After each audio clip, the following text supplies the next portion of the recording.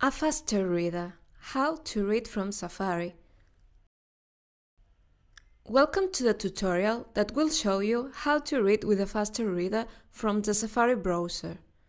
First, get inside the app and go to Read from Safari. The bookmarklet provides the fastest way to use a faster reader on a web page from mobile Safari and read the text with the app. Once it's installed, any page that you're viewing in your browser can be read with a faster reader. Tap the Share button and then tap Bookmarks and save the new Create bookmark.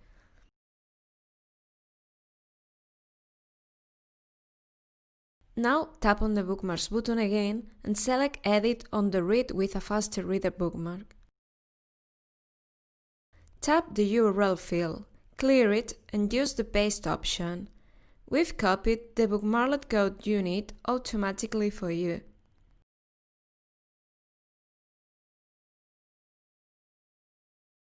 Let's test the bookmarklet.